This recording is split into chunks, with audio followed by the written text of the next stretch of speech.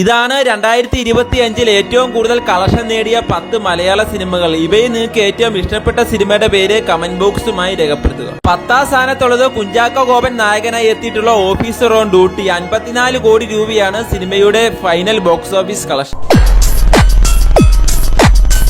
9ാം സ്ഥാനത്തുള്ളത് ആസിഫ് അലി നായകനായി എത്തിയിട്ടുള്ള രേഖാചിത്രമാണ്. 58 കോടി രൂപയാണ് സിനിമയുടെ ഫൈനൽ ബോക്സ് ഓഫീസ് കളക്ഷൻ.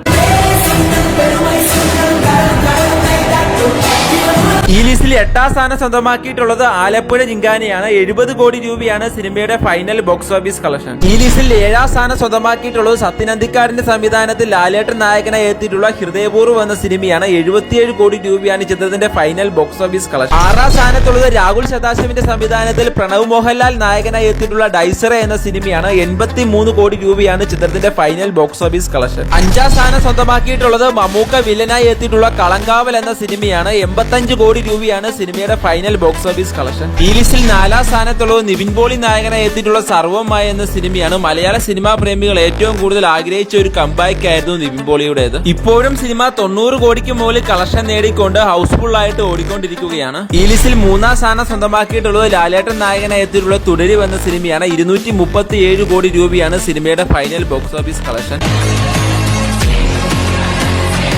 ഈ ലിസ്റ്റിൽ 2ാം സ്ഥാനം സ്വന്തമാക്കിയിട്ടുള്ളതും ലാലേട്ടന്റെ സിനിമ തന്നെയാണ്. ലാലേട്ടൻ പൃഥ്വിരാജ് ടീമിന്റെ എമ്പുരാൻ എന്ന സിനിമ. 268 കോടി രൂപയാണ് സിനിമയുടെ ഫൈനൽ ബോക്സ് ഓഫീസ് കളക്ഷൻ. ഈ ലിസ്റ്റിൽ 1ാം സ്ഥാനം സ്വന്തമാക്കിയിട്ടുള്ളത് കല്യാണി പ്രിയദർശൻ നായികയായി എത്തിയിട്ടുള്ള ലോക ചാപ്റ്റർ 1 ചന്ദ്ര എന്ന സിനിമയാണ്. 303 കോടി രൂപയാണ് സിനിമയുടെ ഫൈനൽ ബോക്സ് ഓഫീസ് കളക്ഷൻ.